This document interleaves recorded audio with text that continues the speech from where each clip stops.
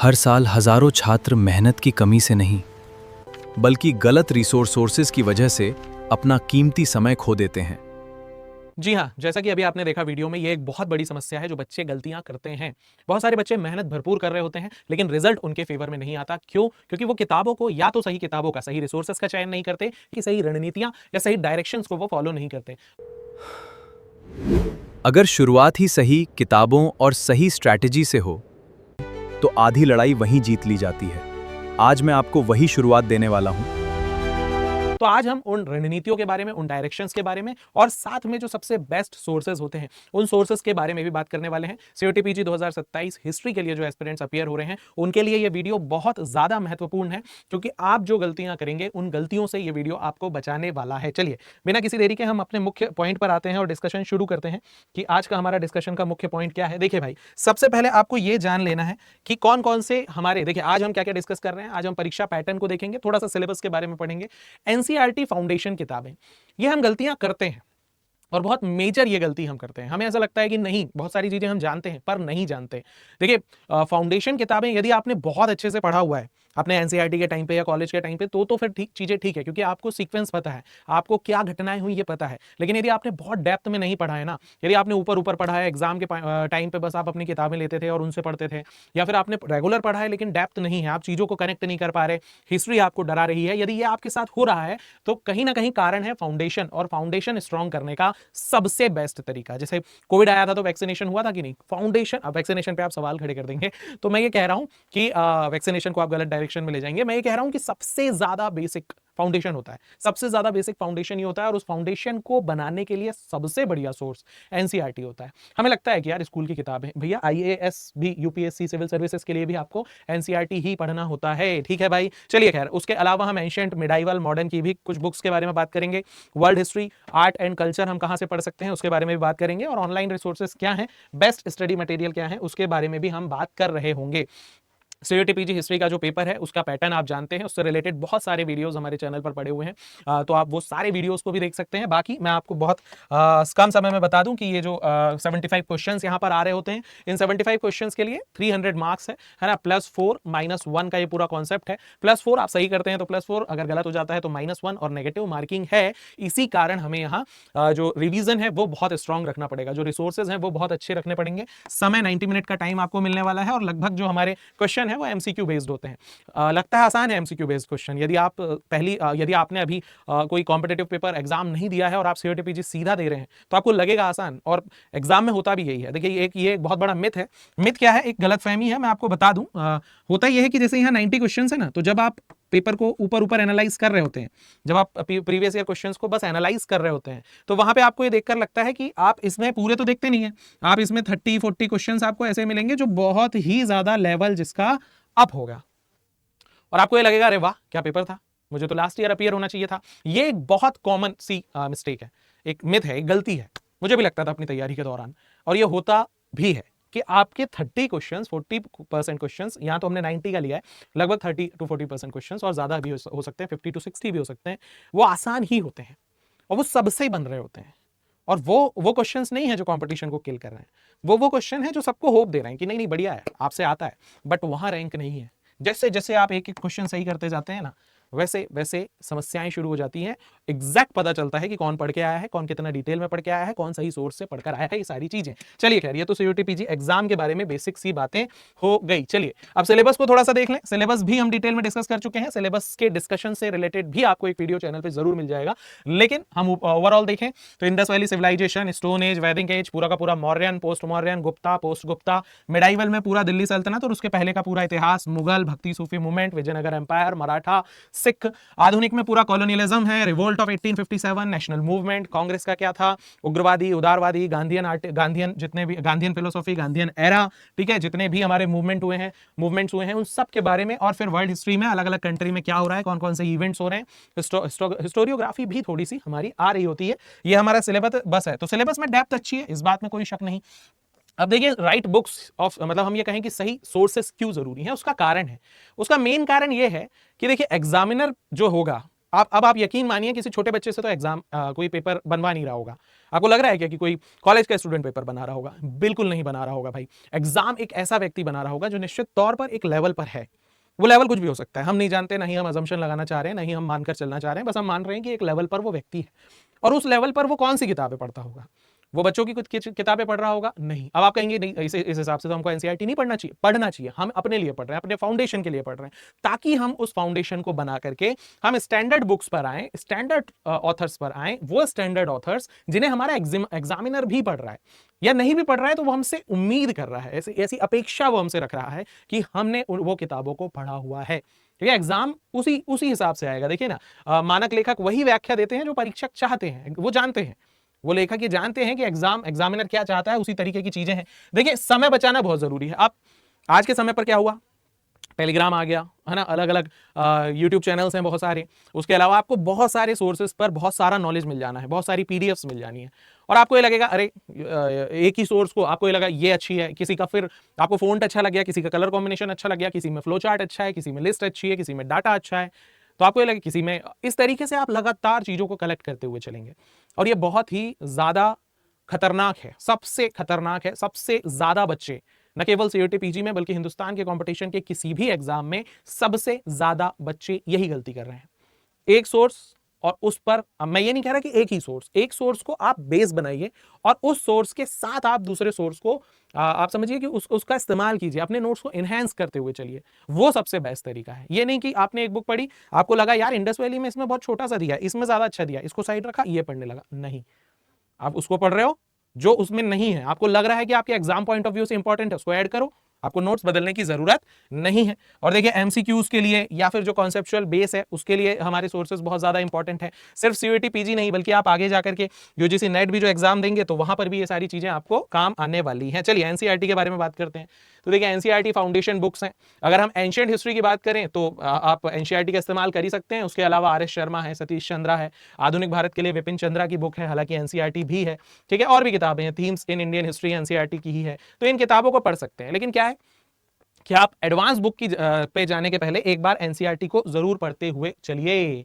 Ancient history के लिए R S Sharma ji की किताब है, ठीक है, बाशम साहब की किताब है, रामशरण शर्मा जी की किताब है, उपेंद्र सिंह की किताब है। सभी किताबें अच्छी हैं, सभी बुक्स अच्छी हैं। बुक्स थोड़ी लेंदी होती हैं, है ना, बुक्स को आपको समय देना पड़ेगा। जब आप उन किताबों को समय देंगे, आप उनको प्रॉपर पढ़ेंगे, जो चीजें आपको अच्छे सही लग रही हैं एग्जाम पॉइंट ऑफ व्यू से, उनको हाईलाइट करते हुए चलेंगे। और बार बार, जब एक बार दो बार, एक बार पहली बार तो उन किताबों को कंप्लीट करना ही बड़ा चैलेंज होता है, आपको डिसिप्लिन के साथ लगातार पढ़ना पड़ेगा। फिर जब वो कंप्लीट हो जाए, आप उनको लगातार रिवाइज कीजिए, तो हर किताब आपके एग्जाम पॉइंट ऑफ व्यू से इंपॉर्टेंट है। ठीक है, उसके अलावा हम जब मिडीवल हिस्ट्री में आते हैं तो मिडीवल हिस्ट्री में भी आपको बहुत सारी बुक्स मिलेगी जो ऑल ओवर इंडिया में चल रही होती हैं, अलग अलग एग्जाम्स के लिए बच्चे पढ़ रहे होते हैं। सतीश चंद्रा जी की किताब है ना। उसके अलावा एनसीईआरटी तो सबसे जरूरी है ही, एनसीईआरटी को तो हम हटा ही नहीं सकते। फिर मॉडर्न हिस्ट्री में भी विपिन चंद्रा की किताब है, ग्रोवर की किताब है, विपिन चंद्रा की किताब है, प्लासी टू पार्टीशन एक बहुत ही फेमस किताब है, आप ये भी पढ़ सकते हैं। लेकिन किताबों में क्या होता है, कोई भी किताब हो, कोई भी स्टैंडर्ड किताब हो, उसमें क्या होता है, उसमें बहुत सारी चीजें होती हैं। किताबों को इस पर्पज से बनाया जाता है कि वो जो भी उसको पढ़ रहा है उसको बांध कर रखे, है ना। अब वहां पर सीधे आपको फैक्ट नहीं मिलेंगे, जैसे नोट्स में होता है। नोट्स में क्या होता है, आपको सीधा फैक्ट मिल रहा होता है, लेकिन यहां पर आपको सीधा फैक्ट नहीं मिल रहा होता। तो आपके पास सबसे बेस्ट सॉल्यूशन क्या होता है ना। पहले ये किताब डिस्कस कर लेते हैं, फिर सॉल्यूशन पे आते हैं, जो मैं अपने पर्सनल सॉल्यूशन से आपको बताता हूँ। देखिए, हिस्ट्री की अगर हम वर्ल्ड हिस्ट्री की बात करें तो EH कार साहब की किताब है ना, इग्नू जो है, Indira Gandhi national open university, उसकी किताबें हैं। ओपन स्कूलिंग के जो बुक्स हैं वो भी चलती हैं, जैन एंड माथुर की किताब भी चलती है ना, NIOS स्टडी मटेरियल चलता है। तो अलग अलग बुक्स हैं जिनको हम फॉलो कर सकते हैं। Art and culture NCERT best है भाई, ठीक है, नितिन सिंघानिया जी की किताब है। हिस्टोरियोग्राफी की EH कार की बढ़िया किताब है। उसके अलावा ई श्रीधरन की बुक भी बहुत अच्छी है, आपको लॉन्ग टर्म तक काम आने वाली है। COT, UGC, JRF, assistant professor, आप जितना आगे तक जाएंगे वहां तक ये सारी किताबें आपको लगातार काम आने वाली हैं। बाकी COT के लिए हम मान के चलें कि इसमें थोड़ा सा कंटेंट जो होगा वो आपके लिए थोड़ा ज्यादा होने वाला है। ठीक है, अब मुख्य बातें मैं आपको बताता हूं कि किताबों के साथ यही समस्या है, नोट्स में जो चीजें आपको सीधा मिलती हैं पॉइंट टू पॉइंट, किताबों में नहीं मिलती। किताबें बांध के रखना चाहती है, जो भी उसको पढ़ रहा है वहां से आपको चीजें निकालनी पड़ेगी, और वो तब संभव है। आप किसी भी किताब को पढ़ लें, है ना, सारी किताबें बहुत अच्छी हैं। किताब लिखना एक बहुत चुनौती भरा, बहुत बुद्धिजीविता का काम होता है, बहुत मेहनत का काम होता है, बहुत आसान नहीं होता। ठीक है, तो हर किताब अपने आप में वो स्थान रखती है कि वो आपके लिए एक बहुमूल्य किताब साबित हो सकती है। लेकिन सवाल यहाँ सिर्फ बहुमूल्यता का नहीं है, सवाल यहाँ सिर्फ इंपॉर्टेंस का नहीं है, सवाल है कि आप किस तरीके से उसको यूटिलाइज कर रहे हैं। क्या आप उतना समय दे पा रहे हैं, क्या आप उन किताबों को पूरा पढ़ें, फिर आप अपने एग्जाम के पेपर्स को देखें, PYQs को एनालाइज करें, फिर उससे नोट्स बनाएं। यहाँ काम आते हैं नोट्स, यहाँ काम आती है सिस्टमैटिक स्ट्रेटेजी, यहाँ काम आते हैं हम, यहाँ काम आता है अड्डा 24/7 जो आपके लिए इन चीजों को सिंप्लीफाइड कर रहा होता है। क्लासेस, यहाँ क्लासेस जो होती हैं, यहाँ क्लासेस में आपको चीजें जो कॉन्सेप्ट्स हैं, जो आपके फाउंडेशन है, वो कॉन्सेप्ट्स बहुत अच्छे से बिल्ड हो जाने हैं, चीजें आपको विजुलाइज हो जानी है, चीजें आपको याद रह जानी है। अच्छा यहाँ ये ऐसा हुआ था, इसके बाद ये हुआ था, इसके बाद ये हुआ था, इसने ये ऐसा किया, तो वो काम क्लासेस कर रही होती हैं। बाकी नोट्स आपको रिविजन के काम आ रहे होते हैं ना, सारी चीजों को रिकॉल करने के काम आ रहे होते हैं। तो आप हमारा अल्टीमेट 2.0 बैच ज्वाइन कर सकते हैं। बैच से रिलेटेड जो भी डिटेल आपको चाहिए वो आपको यहाँ पर मिल जाएगी। ठीक है भाई, आप मेरा कूपन कोड AD22 भी इस्तेमाल कर सकते हैं फॉर बेस्ट प्राइस, सबसे बेस्ट प्राइस के लिए। खैर चलिए, ये तो हो गई हमारे बैच की बात, और चलिए आगे बढ़ते हैं। अब देखिए, अब सिर्फ बुक्स से तो काम चलेगा नहीं। रिसोर्सेज में सिर्फ बुक्स ले लिया, सिर्फ PDF से इकट्ठी कर ली, सिर्फ कोर्स ले लिया तो काम चलेगा क्या? नहीं। ठीक है, देखिए सबसे बेस्ट एग्जांपल है कि महाभारत में जो गुरु द्रोणाचार्य हैं, अर्जुन को वो शिक्षा दे सकते हैं कि भाई इस तरीके से धनुष चलाना है, इस तरीके से तीर चलाना है, लेकिन निशाना इस तरीके से लगाना है। वो ट्रेनिंग दे सकते हैं, लेकिन उसकी प्रैक्टिस करना, कितना बेहतर तरीके से उस चीज की लगातार प्रैक्टिस अर्जुन कर रहे हैं, यही इस बात को निर्धारित करेगा कि अर्जुन कितने अच्छे धनुर्धर बनते हैं और दुनिया के सर्वश्रेष्ठ धनुर्धर वो माने जाते हैं। यानी प्रैक्टिस बहुत जरूरी है ना। सबसे बेस्ट क्रिकेट हम लोग देखते हैं, विराट कोहली है ना, हम जानते हैं विराट कोहली हैं, रोहित शर्मा है, बहुत सारे क्रिकेटर्स हैं, और आप महेंद्र सिंह धोनी है, सबके फैंस यहाँ पर होंगे अलग अलग। और हर क्रिकेटर, कोई भी क्रिकेटर हो, हम तो बड़े क्रिकेटर्स के नाम ले रहे हैं, कोई छोटा क्रिकेटर भी हो जो नेशनल टीम तक पहुंचा हो, डोमेस्टिक तक पहुंचा हो, IPL तक पहुंचा हो, निश्चित तौर पर उसने बहुत मेहनत की होगी, बहुत ज्यादा प्रैक्टिस की होगी, तब वो वहां पहुंचा। तो प्रैक्टिस बहुत जरूरी है हमारे लिए भी, है ना। हम भी कंपटीशन की दुनिया में हैं, हम भी कंपटीशन एग्जाम, कॉम्पिटिटिव एग्जाम ही है भाई, है ना। जहां 2-3 लोग एक चेयर के लिए, एक कुर्सी के लिए, एक सीट के लिए लड़ रहे हैं, वो कॉम्पिटिटिव एग्जाम है और हमें उतनी मेहनत करनी पड़ेगी। ठीक है, तो कम से कम पिछले 4-5 सालों के जितने PYQs हैं हमें उन्हें देखना पड़ेगा, डिटेल एनालाइज करना पड़ेगा। ठीक है, उसके अलावा हिस्ट्री के भी कुछ क्वेश्चन UGC नेट के देख सकते हैं। लगभग सिलेबस, लगभग क्वेश्चन टाइप्स जो है वो लगभग अब धीरे धीरे मिल रहे हैं। फिर आपको मॉक टेस्ट लगाने होंगे, अड्डा 24/7 के तो आपको एप्लीकेशन पर मॉक टेस्ट मिल ही जाना है। ठीक है, तो आपको ज्यादा से ज्यादा मॉक टेस्ट लगाने होंगे, सीधा मॉक टेस्ट लगाने नहीं पहुंच जाना, बहुत बड़ा रिस्क हो जाएगा, बहुत बड़ी गलती हो जाएगी। सबसे ये पूरा एक स्टेप फॉलो करना होता है। सबसे पहले आपको सिलेबस को पढ़ना होता है ना, सिलेबस को पढ़ना है, सिलेबस की अंडरस्टैंडिंग सबसे पहले आपको होनी चाहिए। ठीक है, सिलेबस में क्या है, टॉपिक की अंडरस्टैंडिंग, टॉपिक को पढ़ना है आपको। जब आपका टॉपिक कंप्लीट हो जाए, आपने अंडरस्टैंड कर लिया, समझ लिया, फिर उसके नोट्स चाहिए आपको। जब आपने नोट्स पढ़ लिया, फिर उसका आपको रिवीजन करना है लगातार। जब आपने रिवीजन कर लिया है, तब आप जाकर के मॉक टेस्ट लगाएंगे। सीधा मॉक टेस्ट लगाने नहीं पहुंच जाना, वो भी गलत हो जाएगा।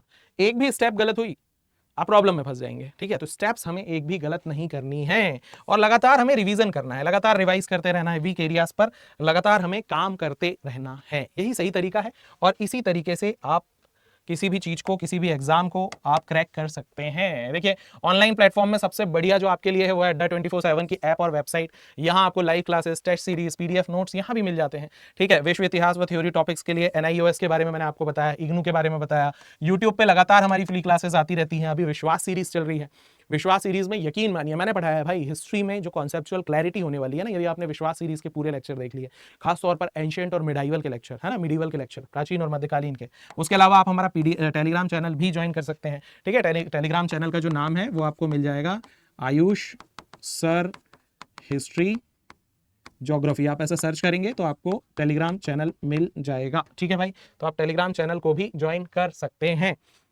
अब अगर हम बात करें, देखिए आपको समय कितना देना है, तो देखिए यदि आप बिल्कुल शुरुआत कर रहे हैं, बिल्कुल शुरुआत, और आप इस रास्ते से चलना चाहते हैं, बुक्स वाले रास्ते से चलना चाहते हैं, तो फिलहाल तो आपको 1 महीना 2 महीना, लगभग 1 से 2 महीना फाउंडेशन NCERT पढ़ने में, प्लस मैं तो कहता हूं 1 महीना तो एंशिएंट में ही लगेगा आपको, और उसके बाद फिर मिडीवल में अलग 1 महीना लगेगा। टाइम देना पड़ेगा, है ना। सिर्फ दिल्ली सल्तनत को बहुत अच्छे से पढ़ने में, याद करने में 10-12 दिन आपको लग ही जाने हैं। फिर मुगल अलग है, ठीक है, तो मुगल के बारे में भी हम पढ़ रहे होंगे। फिर मॉडर्न इंडिया हो गया, वर्ल्ड हिस्ट्री हो गई, आर्ट एंड कल्चर, हिस्टोरियोग्राफी, ये थोड़ा परेशान करती है, लेकिन सबसे ज्यादा क्वेश्चन इसी से आते हैं, आर्ट एंड कल्चर, हिस्टोरियोग्राफी, तो ये भी हमें पढ़ना है। और लगातार रिवीजन, प्रीवियस ईयर क्वेश्चन की प्रैक्टिस और मॉक टेस्ट, यही एकमात्र तरीका है, यही सर्वश्रेष्ठ तरीका है, और इसी तरीके से हम सबसे अच्छे स्कोर तक पहुंच सकते हैं। कौन कौन सी कॉमन मिस्टेक्स हैं जो बिल्कुल करना ही नहीं है, पूरी तरह अवॉइड करना है? क्या आपने एक टॉपिक की कई किताबें पढ़ा। ये मैं पहले भी बता रहा था।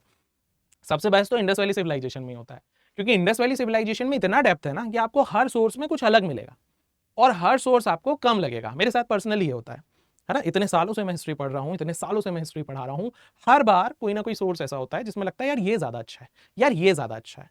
और ये हम करते हैं, हम बदलते रहते हैं, बट बदलना नहीं है, गलती यहीं पर हो रही है। एनसीईआरटी, यदि आपका फाउंडेशन अच्छा नहीं है ना, और आप YouTube वीडियोस से नहीं बना रहे हैं अपना फाउंडेशन, आप चाहें तो विश्वास सीरीज देख सकते हैं, बहुत ही बढ़िया तरीके से फाउंडेशन है उसमें। बाकी पेड लेक्चर के बच्चों का फाउंडेशन तो बहुत ही स्ट्रांग हो चुका है, मुझसे भी ज़्यादा बढ़िया हो चुका है। तो यदि आपका फाउंडेशन उतना अच्छा नहीं है तो एनसीईआरटी पहले पढ़िए, एक बार तो पढ़िए एनसीईआरटी। नहीं पढ़ी जा रही, ऑडियो लेक्चर्स मिल जाएंगे, अलग अलग ऐप्स मिल जाएगी, है ना, वीडियोस मिल जाएंगे, कुछ भी करो भाई, पर एनसीईआरटी एक बार देख लो। पिछले वर्षों के पेपर पर ध्यान देना है ना, और लगातार रिवीजन करना है, लगातार प्रैक्टिस करना है, ईयर्स को लगातार याद करना है। यही सबसे अच्छा तरीका है और यही एकमात्र तरीका भी है। ठीक है भाई, CUET-PG 2027 के लिए। और साथ में यदि आप पेड बैच में आना चाहते हैं तो अल्टीमेट 2.0 जो बैच है, आप इसमें आ सकते हैं। ये हमारा नंबर है, इस नंबर पर आप संपर्क करेंगे और आपको सारी डिटेल मिल जाएगी। AD22 आप कूपन कोड का भी इस्तेमाल कर सकते हैं। ठीक है, उसके अलावा आपके और भी कोई डाउट है तो आप इस जीमेल आईडी पर, ये मेरा जीमेल आईडी है, आप इस पर मेल कर सकते हैं। आपकी कोई भी डाउट हो, कोई भी क्वेरीज हो आपकी एग्जाम से रिलेटेड, उसकी पढ़ाई से रिलेटेड, किसी भी तरह से आप हेल्प चाहते हैं, मुझसे कनेक्ट होना चाहते हैं, तो आप इस पर मेल कर सकते हैं। इस नंबर पर आप लगातार कांटेक्ट कर सकते हैं, इससे आप कोर्स बैच की डिटेल ले सकते हैं। साथ में आपको डिस्क्रिप्शन में गूगल फॉर्म का लिंक भी मिलता है, जहां भी आप अपनी डोमेन फैकल्टी से कनेक्ट कर सकते हैं। तो ये सबसे बेस्ट तरीका है। ठीक है भाई, अब अगर आप कोर्स ले रहे हैं या कोर्स से रिलेटेड कोई भी एक्टिविटी आप कर रहे हैं तो आपको करना क्या है, ये सारी चीजें आपको मिलेगी कहाँ, ये अड्डा 24/7 का एप्लीकेशन या वेबसाइट आप खोलेंगे adda247.com। यहाँ आप UG-PG एंट्रेंस एग्जाम में जाएंगे तो आपको यहाँ पर CUET-PG मिल जाएगा। देखिए इस जगह पर CUET-PG लिखा हुआ है, आप इसको क्लिक करेंगे। CUET-PG हिस्ट्री पर जब आप जाएंगे तो आपको यहाँ महापैक भी मिल जाएंगे और जो अल्टीमेट 2.0 बैच है वो भी आपको यहाँ पर मिल जाएगा। इस बैच पर आपको क्लिक करना है। इस बैच का प्राइस अभी आप देख रहे हैं 8265 है। जब आप इस बैच में जाएंगे और इस पर बाय नाउ पे क्लिक करते हैं तो आपको यहाँ इंटर कूपन कोड मिलता है। इस इंटर कूपन कोड में आप कूपन कोड यदि फिल कर देते हैं तो फिर आपके लिए सबसे बेस्ट तरीका होता है कि उसके बाद प्राइस जो है वो थोड़ा कम हो जाएगा। एक मिनट क्योंकि हमारा वो कहाँ गया, ठीक है, आप यहाँ AD22 कूपन कोड को फिल करेंगे। हमारा कीबोर्ड आ नहीं रहा है, कोई बात नहीं। यहाँ आप AD22 कूपन कोड को फिल करेंगे तो यहाँ आपको बेस्ट प्राइस जो है वो आ जाएगा। उस प्राइस पर आप जाइए और कोर्स को परचेज कीजिए। यहाँ हम सिस्टमेटिकली सारी चीज़ों को पढ़ रहे होते हैं तो आपको सिस्टमेटिकली सारी चीज़ें मिल जाएगी। पूरा लेक्चर प्लान आपको यहाँ पर मिल जाना है, सब कुछ यहाँ पर मिल जाना है और सबसे बेस्ट प्राइस में आपको कोर्स मिल जाना है। और जो गलतियाँ मैंने आपको बताया वो गलतियाँ आपको नहीं दोहराना है। तो इसलिए इस सेशन को यहीं तक रखते हैं। और आपकी तैयारी से रिलेटेड, आपकी प्रिपरेशन से रिलेटेड और भी कोई भी डिस्कशन आप करना चाहते हैं और भी किसी भी चीज़ में आप डाउट में हैं, परेशान है, तो आपको मैंने अपना जीमेल आईडी दिया है, आप उस आईडी पर सीधा आइए और आप उस पर हमारा पॉइंट, अपना पॉइंट जो है उसको बता सकते हैं। साथ में आप कमेंट सेक्शन में भी कमेंट कर सकते हैं यदि आपको कोई स्पेसिफिक वीडियो चाहिए, यदि मॉक टेस्ट एनालाइसिस से संबंधित कोई वीडियो आपको चाहिए, मॉक टेस्ट कैसे लगाने हैं उससे रिलेटेड, रिवीजन से रिलेटेड, किसी भी तरह के नोट्स से रिलेटेड कोई भी वीडियो स्पेसिफिकली आपको चाहिए तो आप कमेंट करके जरूर बताइएगा। तो भाई पढ़ाई करते रहिए, खुश रहिए, स्वस्थ रहिए, सुरक्षित रहिए। जय हिंद, जय भारत, नमस्कार।